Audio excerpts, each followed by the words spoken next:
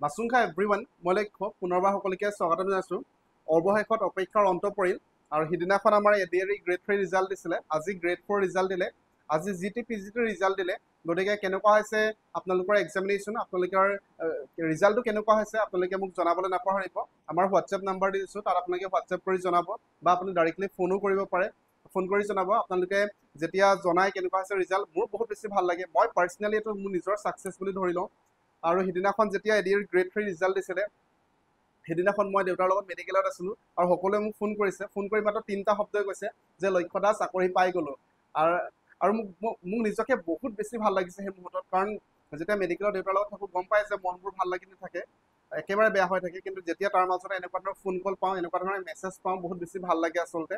মই একেবাৰে সাধাৰণ ঘৰৰ ল'ৰা হয়, গতিকে সৰু সৰু সফলতাই মোকো বহুত বেছি উৎসাহিত কৰে, মোকো বহুত বেছি আনন্দ দিয়ে আচলতে।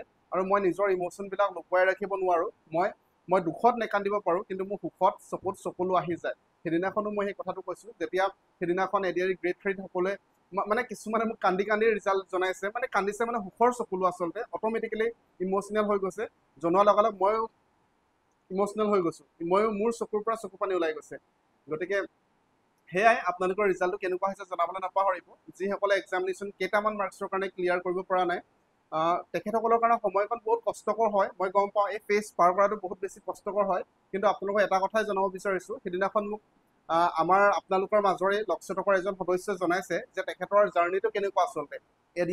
যেতিয়া এডিআৰই ফাৰ্ষ্ট এডিআৰই আছিলে, এডিআৰই 1, তেতিয়া তেখেতৰ ৰিটেন ক্লিয়াৰ কৰিছিলে, কিন্তু তেখেতৰ স্কিল টেষ্টৰ পিছত ফাইনেল ছিলেকশ্যন নহ'ল। যেতিয়া ফাইনেল ছিলেকশ্যন নহ'ল, তেখেতে ৰুম এটাৰ ভিতৰত আবদ্ধ হৈ পিনি 4-5 দিনলৈকে ডিপ্ৰেশ্যনত যোৱা নিচিনা হৈছিলে, একো কৰিবলৈ মন নোযোৱা, অকল কান্দি আছিলে, মন ভাল নলগা তেনেকুৱা হৈছিলে। কিন্তু তাৰ পিছতে যেতিয়া আমি লক্ষ্যটকৰ এটা ভিডিঅ' বনাইছিলোঁ যে আমি কেনেকৈ পুনৰ ৰিষ্টাৰ্ট কৰিব লাগে, আমি কেনেকৈ ফ'কাছ কৰিব লাগে, সেইটো চোৱাৰ পিছত তেখেতে উৎসাহ পাইছিলে। তেখেতে নিজে মোক জনাইছে, মই যদি পাৰোঁ স্ক্ৰীনশ্বটটো লগাই দিম। তাৰপিছত এতিয়া বৰ্তমান তেখেতে এইবাৰ এডিআৰইটো ক্লিয়াৰ কৰিবলৈ সক্ষম হৈছে। গতিকে সময়কণ কষ্টকৰ হয়, যিহেতু নাম্বাৰ অফ ছিটটো এটা ফিক্স নাম্বাৰ আছিলে। আপোনালোকে চাওক, টোটেল কেণ্ডিডেট আছিলে 23 লাখ, তাৰ ভিতৰত 17 লাখে এপিয়াৰ কৰিছে এক্সামত। তো 17 লাখৰ ভিতৰত আপুনি ৰিটেন ক্লিয়াৰ কৰা মানে আপুনি প্ৰায় টপ 10,000 বা টপ 15,000ত আছে। গতিকে ইমান মানে বহুত ডাঙৰ এচিভমেণ্ট হয় এইটো, যে আপুনি 17 লাখ কেণ্ডিডেটৰ ভিতৰত টপ 10,000 বা টপ 15,000ত আছে। এইটো কথা সঁচা হয় যে যেতিয়ালৈকে আপুনি চাকৰিটো লাভ নকৰে, যেতিয়ালৈকে সফলতাটো অৰ্জন নকৰে আপুনি, সমাজে আপোনাক আচলতে মানে আপোনাক সেইটো পৰ্যায়ত নলয় আচলতে। সমাজে আপোনাৰ কষ্টবিলাক অথলে যায়, কিন্তু আপুনি যিমান কষ্ট কৰিছিলে সেইটো আমি গম পাওঁ যে এজন ক্লিয়াৰ কৰা আৰু কেইটামান মাৰ্কছৰ কাৰণে ক্লিয়াৰ নকৰাৰ মাজত বিশেষ পাৰ্থক্য নাথাকে, দুইজনে বহুত বেছি কষ্ট কৰে। যিহেতু গ্ৰেড 4ৰ ক্ষেত্ৰত কি হয় যে আমাৰ ভাইভা কথাটো আহি পৰে, আৰু যেতিয়া ভাইভা কথা আহি পৰে তেতিয়া অলপমান লাক ফেক্টৰটো ডিপেণ্ড কৰে। লাক ফেক্টৰটো মানে চক, নিজৰ কষ্ট, নিজৰ ভাইভাৰ কাৰণে প্ৰিপেৰেশ্যন সেইবিলাক আছে, কিন্তু অলপমান লাক ফেক্টৰটো ডিপেণ্ড কৰে বুলি মই এইটো কাৰণে কৈছোঁ যে যেতিয়া আপোনাৰ ওচৰত ইণ্টাৰভিউ পেনেল থাকিব, যেতিয়া 3-4 গৰাকী ইণ্টাৰভিউৱাৰ থাকিব, তেখেতসকলে কি প্ৰশ্ন কৰিছে বা তেখেতসকল কেনেকুৱা হয়, তেখেতসকল কেনেকুৱা মুডত আছে সেইটো সময়ত, তেখেতসকলে চব কিছুমানৰ গধূলিলৈকে অলপমান তেখেতসকলেও ভাগৰি পৰিব পাৰে। গতিকে বহুত ফেক্টৰৰ ওপৰত ডিপেণ্ড কৰে ভাইভাটো, অলপমান লাক ফেক্টৰটো আহি যায়। আপুনি বা সেইটো সময়ত যিটো সময়ত আপোনাৰ ভাইভাৰ কাৰণে আপোনাক কল কৰিলে, সেইটো সময়ত আপোনাৰ মাইণ্ডটো কেনেকুৱা হৈ আছে। কেতিয়াবা কি হয়, ৰাতিপুৱাৰ পৰা গধূলিলৈকে ৰৈ থাকিবলগীয়া হয়, একো নোখোৱাকে, গোটেই দিনটো ৰ'বলগীয়া হয়, একো নোবোৱাকে। তো তাৰপিছত ইণ্টাৰভিউ দিবলৈ নিজৰ যেনেকৈ হ'লেও নিজৰ মাইণ্ডটো 100% ৰেডি হৈ নাথাকে, এক্সজষ্ট হৈ যায়, ভাগৰি যায়। গতিকে সেইটো কাৰণে যেতিয়া ভাইভাৰ কথা আহি পৰে আচলতে অলপমান লাক ফেক্টৰত ডিপেণ্ড কৰে। আপুনি ৰিটেন ক্লিয়াৰ কৰা মানে ৰিটেন ক্লিয়াৰ কৰি যদি আপুনি কেনেবাকৈ ক্লিয়াৰ কৰিব পৰা নাই, মানে এই সময়কণ কষ্টকৰ হয়, কিন্তু ভাল সময় আহিব, ধৈৰ্য ধৰক, ভাল সময় আহিব। আপুনি এইকেইদিন মাত্ৰ নিজলৈ সময় লওক, তাৰপিছত নিশ্চয় ভাল সময় আহিব। বাকী ক্লিয়াৰ কৰাখিনি পুনৰবাৰ শুভেচ্ছা জ্ঞাপন কৰিছোঁ। মাত্ৰ আপোনালোকে জনাবলৈ নাপাহৰিব, আমাক হোৱাটছএপত মেছেজ কৰি জনাব পাৰিব বা আপুনি কল কৰি জনাব পাৰিব। সেইখিনিয়ে কথা আছিলে আচলতে। আৰু এই ভিডিঅ'টো মই আগতীয়াকৈ শ্বুট কৰিছোঁ, আগতীয়াকৈ মই ভিডিঅ'টো শ্বুট কৰি পিনি মই চিডিউল কৰি থৈ দিম, পিছত মই দি দিম। মানে আপোনালোকে বৰ্তমান যিটো সময় চাই আছে, সেইটো সময়ত মই দেউতাৰ লগত মেডিকেলতে থাকিম, কাৰণ আমাক ডক্টৰে ৰেডিয়েশ্যন দিছে আৰু ৰেডিয়েশ্যন আমি ডেইলি ল'ব লাগে। গতিকে আমি ডেইলি মেডিকেললৈ মই গৈ আছোঁ, এইকেইদিন ডেইলি অহা যোৱা কৰি আছোঁ, আৰু সেইটো কাৰণে মই ভালকৈ কণ্টেণ্ট বনাব পৰা নাই। কণ্টেণ্ট আহিব, ক্লাছ আহিব, চিন্তা নকৰিব। গতিকে এইটো সময়ত মই মেডিকেলতে থাকিম। যদি মেডিকেলত থকা মানে কি কিমান কষ্টকৰ গম পায়, সেইটো সময়ত নিজকে চক, নিজৰ আত্মীয় বা বেলেগক মেডিকেলত দেখিলে কিমান কষ্ট হয়, যেতিয়া নিজৰ আত্মীয়জন, নিজৰ মা দেউতা যেতিয়া মেডিকেলত থাকে, মোৰ বহুত কষ্ট পাওঁ মই।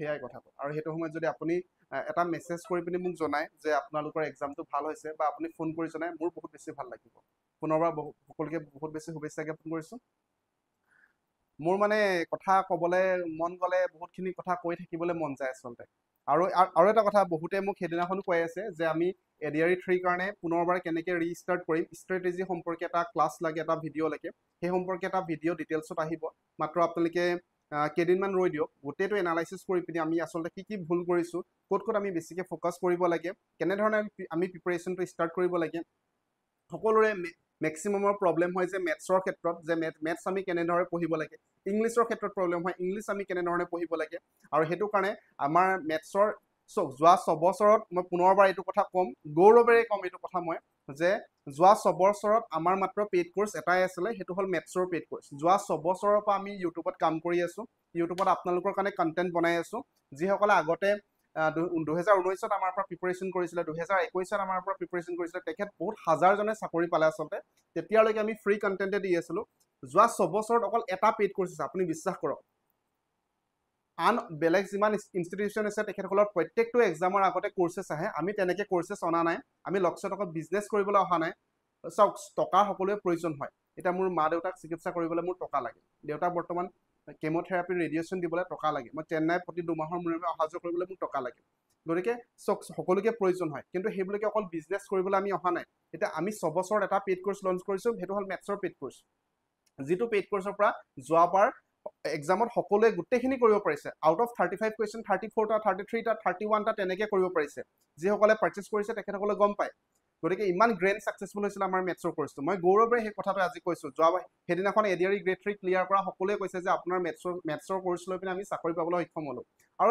এক্সাম দি আহি পিনেও আমাক জনাইছিলে আপুনি যদি আমাৰ প্লে ষ্টৰত যায় লক্ষ্যটক বুলি চাৰ্চ কৰে তাৰ তলত আপুনি ফিডবেকবিলাক দেখা পাব 16 ছেপ্টেম্বৰত সকলোৱে ফিডবেক দিছে মানে 15 ছেপ্টেম্বৰত গ্ৰেড 3 এক্সাম হৈছে 16 ছেপ্টেম্বৰত এক্সাম দি আহি পিনি সকলোৱে ফিডবেকসমূহ জনাইছিলে গতিকে মেথছটো আমি আমাৰ কোৰ্চটো পাৰ্চেছ কৰিলা আৰু মেথছ বেলেগকৈ একো চোৱাৰ প্ৰয়োজন নাই সেইটো চাফিচিয়েণ্ট হয় তাৰ পৰা আপুনি গোটেইখিনি চাব পাৰিব মেথছৰ বহুত চিষ্টেমেটিকেলি কনচেপ্টবিলাক ক্লিয়াৰ কৰা আছে মেথছৰ 1000টা কুৱেশ্যন কৰা নাই এটা টপিকৰ আমি চাব টপিক বনাই কৰিছোঁ মই গোটেইখিনি ভালকৈ জনাম আপোনালোকক পিছত একেধৰণে নতুনকৈ আমি ইংলিছৰ এটা পেইড কোৰ্চ লঞ্চ কৰিছোঁ ইংলিছ আজিলৈকে আপুনি এনেধৰণে পঢ়া নাই আমি যেনেকৈ বৰ্তমান পঢ়াইছোঁ এনেকৈ আচলতে ইংলিছ আপুনি জীৱনত কেতিয়াও ইংলিছ গ্ৰামাৰ তেনেকৈ পঢ়া নাই ইমান চিষ্টেমেটিককৈ ইমান সৰু সৰু কনচেপ্টটো ক্লিয়াৰ কৰাৰ ওপৰত ফ'কাছ কৰিছোঁ যিসকলে পাৰ্চেছ কৰিছে গম পায়ে বাৰু গতিকে মেথছ আৰু ইংলিছটো আমাৰ কোৰ্চৰ পৰা হৈ যাব আৰু ৰিজনিঙৰ ফুল কোৰ্চ ফ্ৰীকৈ আমি ইউটিউবত দিম ৰিজনিঙৰ যিমান আছে গোটেইখিনি ফ্ৰীকৈ দিম য'ৰ পৰা কৰিলে আপুনি 20ৰ ভিতৰত আৰামছে 19-20লৈকে পাব পাৰে আৰু সিদিনাখন আৰু এজনে মোক জনাইছে যে আমাৰ মেথছ আৰু ইংলিছ কৰি তেখেতে আছাম পুলিচত